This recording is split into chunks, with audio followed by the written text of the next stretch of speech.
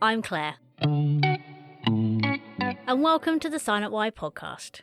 This is another audio version of the blogs that I write around grief, loss, hope, and just occasionally hedgehogs and marzipan.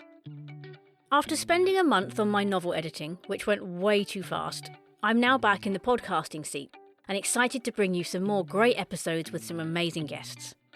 Firstly, a big fat welcome to anyone who's joined us over the summer. It's always exciting to have new listeners as we explore grief and loss and where we can find hope in these topics. I hope you find something that really blesses you, whether you're pre-grief, post-grief, in the grief, or helping another griefy person. There are different types of episodes on the podcast, interviews with guests and experts, but also audio versions of the blogs that I write, like this one. And if you happen to find my voice really annoying, you could also read the blogs on the website, and I won't blame you at all. I know it's not easy to listen to how other people get through grief when you're in it yourself, or if you find big, deep conversations hard to listen to. So I like to mix up the type of episodes we have, so there's something for every mood and season. Our goal is to provide different ways of helping you through your grief and loss, or finding a way back to hope. So in these blog episodes, it's basically just you and me shooting the breeze. Well, more me than you, but that means there's even less pressure on you, so you just get to listen. If you're new to my blog episodes, because I haven't done them for a while, something that I am going to remedy, then you can listen back to any of them via your podcast player or on the blog page on the website where you can search for certain words and topics. This is actually blog number 70, so there's plenty to listen to. Some examples are the nature-based ones, which include my favourite, Meet My Friend the Moon, and also Meet My Frenemies, the Clouds, plus blogs about every month of the year and what they've taught me or helped me with. There's the story of Herman, if you're new to him and want to know more about why we ask all our 101 lost guests, what's your Herman? Or if you're wondering what the little blue grief companions are that I make. Or you could listen to You're Not the Only One, which talks about the power of knowing that others are facing what you are. Then there's the art of making everyone welcome, how to incorporate childless, single, sad, lonely or grieving people into your gatherings. Plus there are topics like how to speak to those who are grieving. We all have triggers, but did you know we have glimmers too? Accepting a life I don't want. What happens if I let go? How to survive big wave grieving. Are you lonely? Why is asking for money so hard to help fund creative pursuits? Is your grief soft or spiky? It's not me versus you. Grief stroke, symptoms and remedies. Sunshine doesn't fix everything. Disappointed with life. Think or swim. God, heartless or heartbroken. Without a Claire in the world. If hearts were on sleeves. Permission to grieve. Living in the bittersweet. When did we all get so fearful? What's the worst thing about grief? Where's the rest? Flipping the script on comparison. Hello darkness, my new friend. Guard your heart, not just your hair. And what is loss? If something stood out to you there, go find it and see if it can help you in whatever season you're in. Right, on with the blog audio then. And in this one, I'm developing a social media post that I put out over the summer, asking a specific question about grief. So here we go. Is grief selfish? The answer is yes. And no. Why am I asking this question? Well, it was prompted when I was browsing in a local charity shop. I overheard a lady say her nan had died. The deceased was 92 and known to many in the area. One of the volunteers in the shop was talking about it. As part of the conversation, he said this about his own experience, but also referring to hers.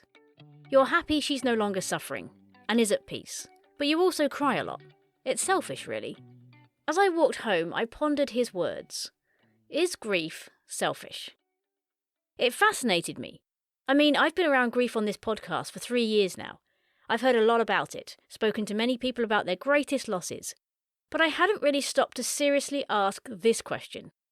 I thought about the immediate stages of grief, and ultimately, you are mourning something you lost. You do only think about yourself for a while. It's hard to do anything else. Then there's the fact that a lot of grief is about self-reflection, self-preservation, self-healing. What about counselling or therapy, where you mostly talk about yourself? And we even expect grieving people to be selfish, don't we? We expect them to think about their own needs, not be involved in things for a while, not return our messages, not be able to talk about our stuff, not be able to be at work or to remember your birthday or notice your grief perhaps.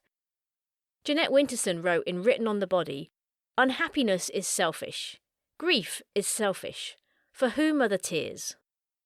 So, I'm asking the question, is grief selfish?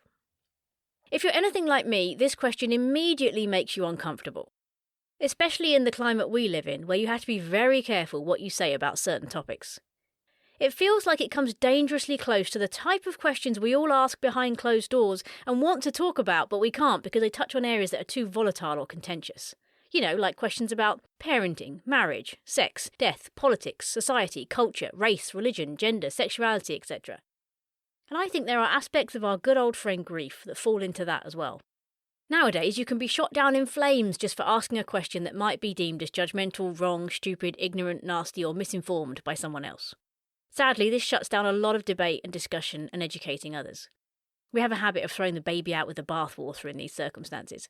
And I feel like this question could rally the same sort of feelings. Grief? Selfish? How dare you? But I am daring to, for two reasons. One, I can, and you can't really stop me. Two, I think it's important to explore areas like this because if we don't open up these questions to discussion, I believe it can actually cause more harm than good. Some grievers need to know that there are parts of or sides to grief that can be selfish, and if we get stuck there, it is not healthy. So, that being said, is grief selfish? I'm going to start with the no answer first, because I feel that if I don't mention this side of it, all through the yes side, people are going to be yelling at me through their speakers. So, no, grief isn't selfish. Debate. Now, there is going to be one group of people in this camp, at the extreme, that will die on the hill saying, no, grief is not selfish, it is necessary, it is natural, it is healing, how dare you even suggest such a thing? And there's definitely truth in that. We need to grieve. It is natural, it is necessary, it is healing. So I want to get that out there first. Most of you who know me will already know that I believe this to be true, but in case there's a newbie out there threatening to switch off the episode immediately if they hear me say, yes, grief is selfish, full stop, then I think it's important to clear that up early on. Grieving is something we will all do. We all need to do it. In fact, it can be very dangerous if we don't. So to grieve a loss in itself is not a selfish act. Even if it was, it's still something we need to do, respect and allow in our life. It's like eating food. We do it to survive. Is that selfish? Not really. Unless we eat all the food, of course. Grief often gives us no choice in the matter.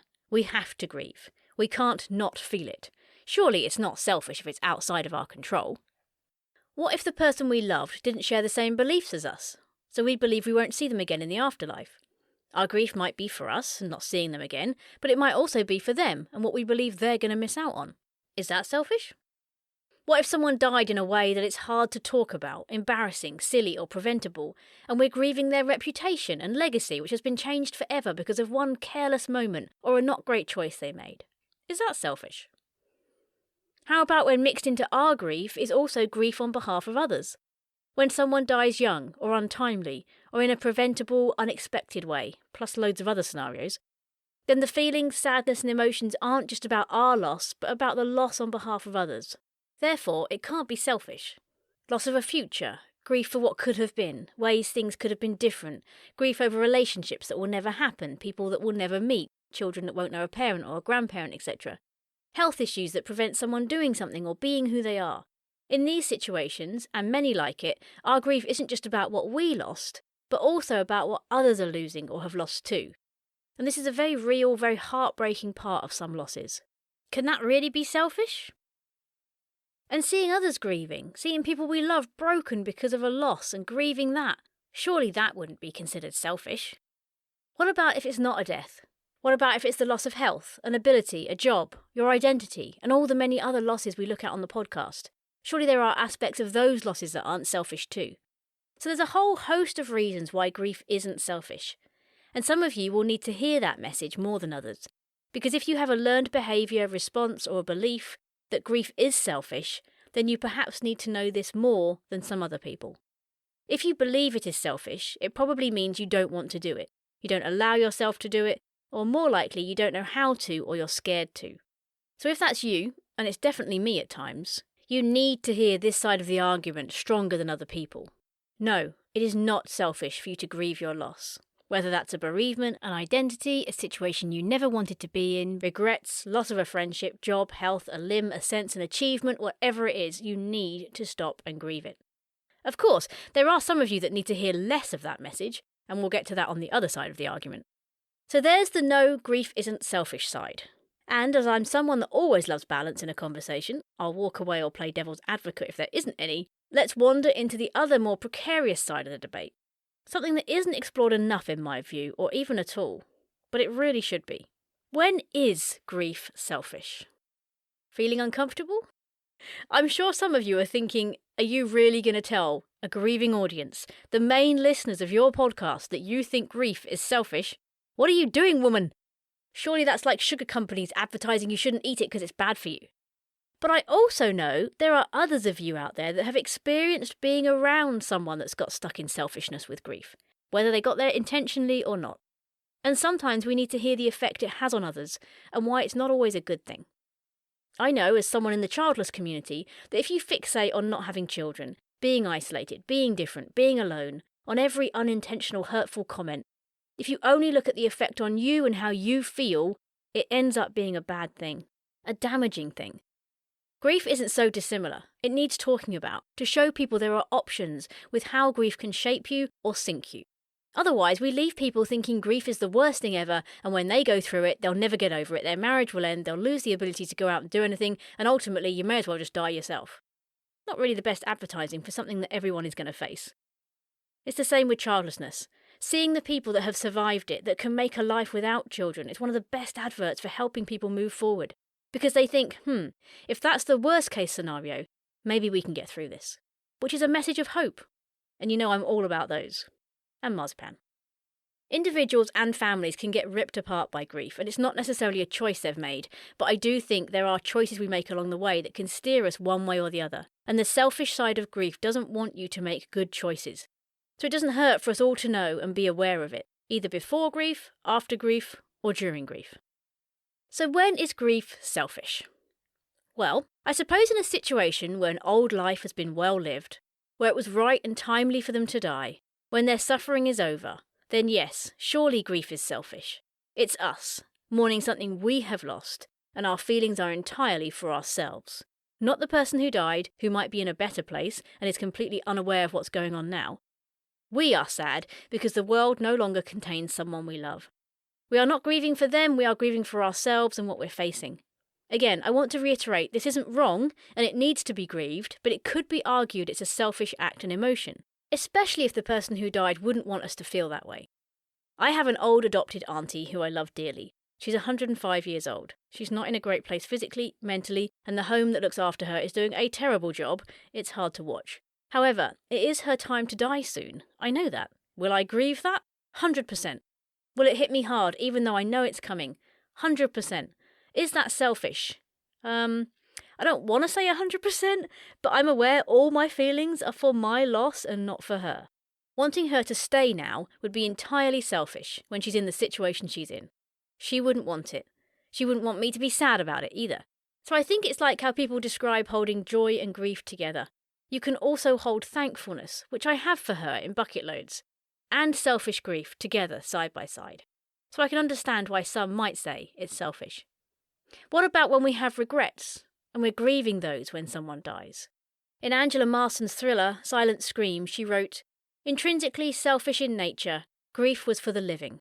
It was a measure of how keenly one felt their own personal loss, and in some cases, as Kim knew, their regret." Surely that's about us again. What if the grief itself isn't that sad to us, but it triggers other things that are? So our grief isn't really about what's lost, but it's about how we're responding to it. It's about self again. Now, this doesn't mean it's wrong to grieve, and I will keep saying that. Like we said, it's natural, it's important, and grief is actually a kind of self-care, which could probably also sneak under the definition of selfish, but let's ignore that for now. And self-care is just like grieving. It's good for you, necessary in fact. But there's a thin line between self-care and selfish, which some of us have to be careful not to cross.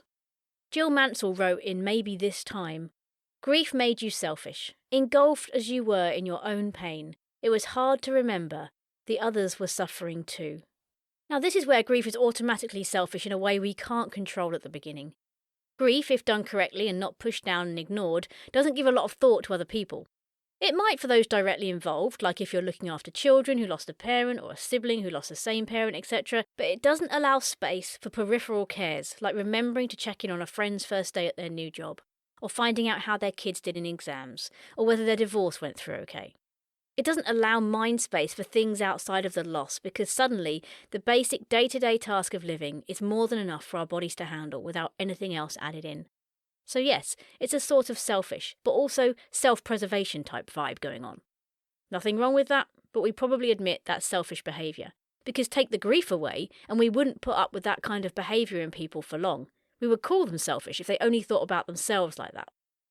Sometimes, like I mentioned before, we might be grieving on behalf of others.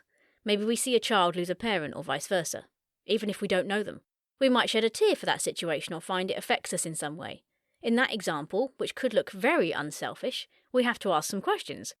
Are we honestly crying for them specifically? Or are we imagining have to go through that situation ourselves or someone we know, and then we're grieving the thought of what it might be like? Are we turning it into a selfish thought process by projecting emotions and feelings that even those going through it might not have? Sadly, sometimes this can turn into grieving unnecessarily for a situation that isn't ours to grieve, which at its worst can hurt those that are. We have to be careful we don't allow some griefs to be an excuse for selfish behaviour on our behalf. I could say I'm grieving because my friend is grieving and that makes me sad. Therefore I can't do X, Y and Z, when actually I just don't want to and I've started to adopt and wallow, unnecessarily, in a grief that isn't mine in the first place. We need to be careful when grieving on behalf of others. All too often it's actually just triggering something in us. Too many of our guests have had experience with people around them who seemed to adopt the guest's loss as their own and almost expect the griever to comfort them. That is not okay. If you're feeling that affected by someone else's loss, you need to process that with others not affected by it or see a counsellor to explore why. And when I said before that some people need to be told it's okay to grieve or still be grieving, and that's not selfish, there are other people that need a swift, sharp kick to help them out of the selfish side of their grief. That might sound really harsh, but grief is sneaky, and if we let it, it will ensnare us and drag us into an unhealthy place. And this is why you need to open up both sides of this debate, because there are times when some people will need to hear that their own grief is damaging them, and usually that's because they've got stuck, and it's often because of too much focus on self. Picture the parent that loses a child and grieves for them, all very natural, even if they completely lose grip on reality for a while. What if they completely ignore, repel and reject their other children, and years down the line they have a shrine to the child they lost, while the relationship with the living children has completely disintegrated? Is that okay? If we only have the message, it's not selfish to grieve, go ahead, do it as much as you want and in any way you want, isn't that damaging? To say, okay, grief isn't selfish, you keep doing what you're doing. If we open up this conversation to both sides of the argument, then someone has permission to have the conversation with the griever about this and maybe help them see there are other ways to carry grief, work with it and also start to look outwards to others around them. The world isn't all about us and our loss, and while that's a painful side of grieving that we all have to come to terms with eventually, this is where counselling and therapy can be so important to help us work out where we are with things and what effect our behaviour is having on others. If you turn selfish in your grief, to the point you're hurting a lot of other people, it's not just damaging them, but you as well. If you hide your grief and don't deal with it, it also hurts others and is damaging to you. And sometimes we need a professional to help us discern what path we have chosen and why, to find a different way to grieve healthily. I saw a post on Instagram recently that said this: "Everybody says discipline is so important, but they never want to tell you why. It's the strongest form of self-love. It's ignoring something you want right now for something better later on. Discipline reveals the commitment you have to your dreams, especially on days when you don't want to. The future you is depending on the current you to keep the promises you made to yourself yesterday." We need discipline in our lives. It's no different to parenting. Why do parents discipline? Because they love their children and they want to mould them into an adult that is secure, safe, respectful, kind, strong, whatever values they have for their offspring. A child doesn't become a great adult that's secure in themselves on their own. It's the same with us. We don't become stronger, braver, or more secure in the future with our grief without making choices and employing disciplines in our life. We have to make choices in our grief, or before our grief even, that will help us be who we want to be in the future. Who do you want to be with grief? How do you want it to affect your life? Because it can go both ways, and sadly this might involve some very hard choices right now, especially on the days when you don't want to help the future you carry and hold your grief in a healthy way. That's why in my Let's Chat episodes I ask the guest what sort of tool the subject is to help us with our grief. If you fill up your toolbox now, you'll have all you need to endure, get through, suffer, tolerate, whatever word you want to use, grief when it comes. It's different for every human, of course. I need permission to grieve. In fact, I did a whole blog on that very topic. But I know others that would read that and take it as an excuse to never move on from the initial pain of grief, so that could be bad advice for them. Every person is different, every grief is different. It's complicated, and we often need others to help us, which is another reason why turning only inwards with our grief can be harmful. It can shut out the very help we might need. I heard a good example of how grief can change once using pain. Annoyingly, I can't be certain where I heard it from, so I can't name anybody. But the man said that when he was younger, he went ice skating and fell over. Someone ran over his finger with their ice skating blade. He said the pain was excruciating and did a lot of damage. For a while, whenever he thought about that injury, he experienced the exact same pain all over again. But over time, that changed. Now, many, many years later, when he thinks about the incident, he knows it hurt a lot. But he doesn't experience the pain like he did when he thought about it in the early days. And this was likened to grief. When we think about our loss in the past, the time frame will vary depending on the loss and the person. We know it was awful. We remember the deep, heartbreaking pain and the grief. But when we think about it now, years down the line, let's say, we shouldn't still experience the physical pain in the same way we did in the early days. And this is how grief can change for us if we make healthy choices and allow grief to be grieved as it needs to be. But this involves action, taking it one day at a time, seeing the right people, having the right support, knowing that we will never forget the pain. And yes, there will always be moments of sadness, tears and things that trigger it in us. But thinking back on the situation doesn't render you helpless and hurt you like it did when it happened. Grief changes, morphs and grows with you. If 20 years on you are still feeling the same pain, grief and terror of the initial days of the loss, then maybe some professional help to process and work with that grief to help you might be a good idea, because that's no way to live for anyone. And that's what I mean about choices in the short term being hard, but they help create, protect and strengthen the long-term you. So, in a nutshell, is grief selfish? Yes and no. Ultimately, I think a lot of it comes down to how we define selfish, really. I think most of us only think of it as a bad, negative thing. But what if grief is selfish at times, but it's not a bad thing? And I think the key question here is, how do I know if I'm being selfish in grief? There's a very healthy side to grieving, a very beautiful side to it even. But we can't deny there is a selfish side there too, and I think this is what we need to be careful of. Let's face it, it's not just grief. There's a bad aspect to everything in life which can be avoided or indulged. Food. I love it. But too much or too little and I put my body in danger health-wise. Exercise.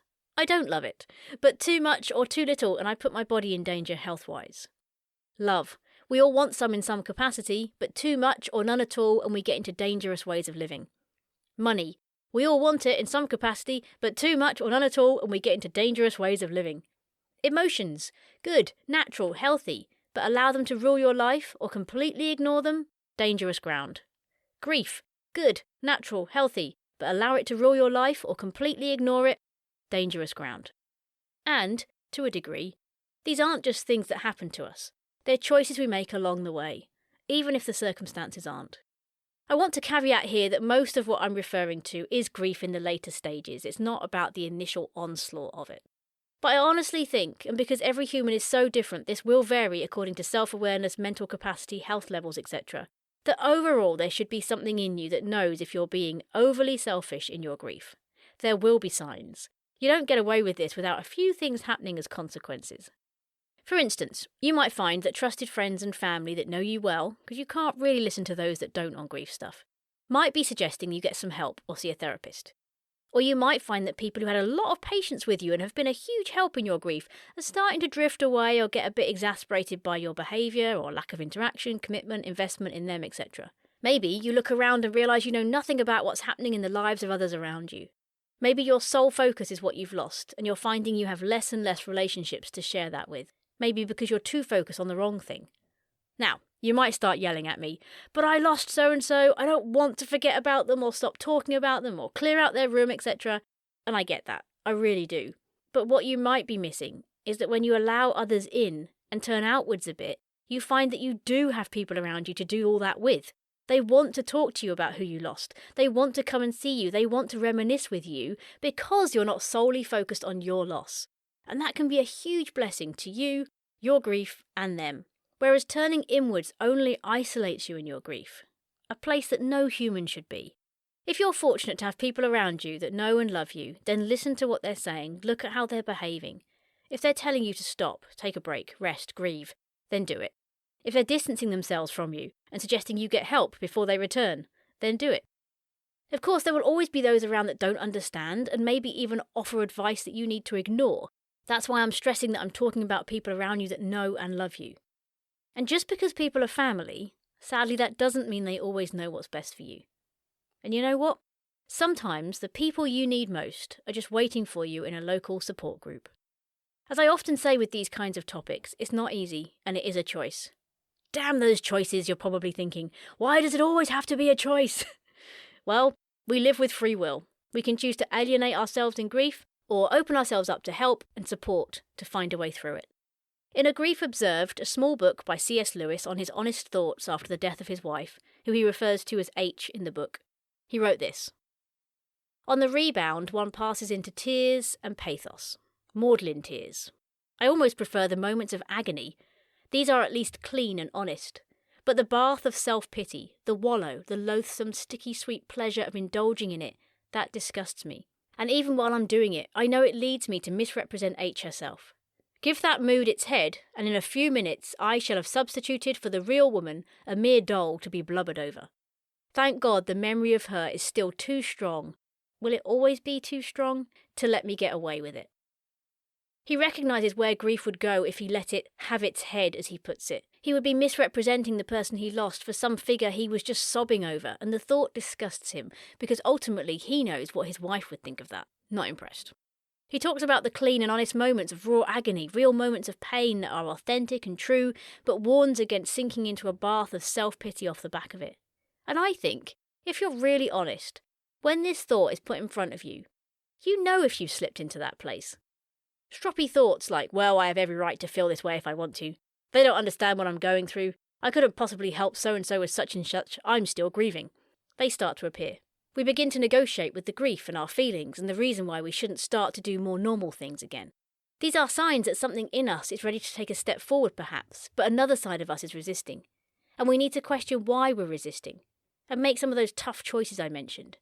There might be good reasons, but there might also be some selfish reasons. Some of us feel comfier in a sad disposition. We like the melancholy of life. We play the sad songs, watch the sad films, and feel a kind of safety net below us when life isn't going well. Because when it is going well, there's too much that could go wrong. So we have to watch that this doesn't keep us in a selfish grief for longer than it should.